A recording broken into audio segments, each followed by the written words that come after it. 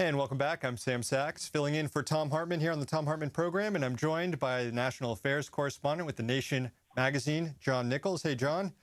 Pleasure, my friend. So what do you make so far of the reluctance on the part of Democrats to pursue impeachment? Nancy Pelosi sort of chastised Maxine Waters, California Congresswoman. She's been one of the more vocal people ever since Trump was even elected calling for impeachment. I saw Cory Booker take a pretty soft approach when it comes to Trump. He wasn't really talking about impeachment, but he said how uncomfortable he is calling Trump a liar. It doesn't seem like there's enough willingness, and there are some members of Congress like Al Green who actually went to the floor and laid out the case for impeachment, but there doesn't seem to be much willingness on the part of Democratic leadership to really go 100% down this road. Without a doubt, you're correct. In fact, there is a clearly outlined and firm reluctance at the top level to pursue this. Below the top level, there are members of Congress, including the new co-chair of the Congressional Progressive Caucus, Mark Pocan, who've talked about this issue on the floor, or at least talked about the idea that impeachment is an option. There are the folks you've mentioned and several others, including, I would note, some Republicans have actually used the word.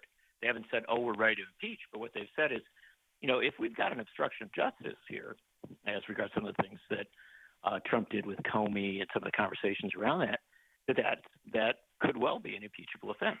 So the conversation is real. It's alive. It's just not dynamic, not functioning at the top levels.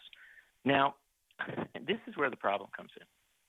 There's simply no question that many prominent Democrats, and especially many Democratic strategists, think that Trump is such a mess that if they just stand down, if they just sort of sit back and let him keep messing up, that come 2018, you will have a very good circumstance for Democrats, i.e., that even a lot of moderate Republicans will vote for Democratic candidates in swing congressional districts, maybe even in some more difficult districts, and that Trump can be checked and balanced with those election results. The problem with this theory, first off, is that it's a dereliction of duty. If it's appropriate to impeach somebody, you don't put it off just waiting for the next election. But secondly, there's a great danger in that politically. So first of all, I always put the responsibility, the moral argument first. But if we go to the political argument, here's where the problem comes in. If you recall the 2016 election, Sam, and I know it was a long time ago, so you may not remember it, but there are an awful lot of people who were sure that Trump was going to lose during the 2016 election. Yeah. Right? And they would just say, well, of course he's going to. That's just a given. When you make assumptions about political results in volatile times, and an assumption that things are going to go your way, you actually, A, you fail the process because you may be wrong, but B, you also send a signal to the people, and that is that it's all politics for you, right? It's not. You're not trying to do good for the country, not trying to do right by the country. You're making a political calculus. And that's a dangerous game because that can become a factor in how people respond to the circumstances. And it's dangerous in the sense having that sort of notion that we're going to win in the midterms regardless of what Trump does. We're dealing with gerrymandering, we're dealing with voter ID, we're dealing with cross-check, all those things. Over the break, John and I were discussing some reluctance on the part of Democratic leadership to really pursue impeachment. One of the things that I hear from my friends on the left whenever this issue comes up, they advise against it because they say, okay, assume Republicans jump on board and we do impeach Trump. Then we get Mike Pence. And a lot of people believe that Mike Pence could more effectively carry out a very destructive Republican agenda than Trump, who is mired in scandal, who's jumping around from one thing to the other. What do you make of that argument? And is it possible that impeachment proceedings against Trump could also take down Mike Pence? Very good set of questions. Let's take them apart. First off, the people who fret about Mike Pence a great deal have a lot more respect for Pence than I do. They're assuming this guy is some sort of political genius who can take an incredibly unpopular agenda and shove it through. I don't buy that. I don't see any evidence of it. In fact, I see in many instances where Mike Pence stands is less popular than where Donald Trump stands. And so I think, first off, it's an assumption that I don't think is grounded in a lot of reality. Mm-hmm. Secondly, there is very little evidence from history to suggest that if you impeach a president and then you move up the vice president, that vice president comes in a position of strength. Usually, the whole of the administration has been damaged. It has been, sanctioned, if you will, and tempered. And so I don't necessarily see the evidence there that Pence could, kind of ride in and take charge and push the agenda. Secondly, really, do you think Donald Trump isn't doing enough right now?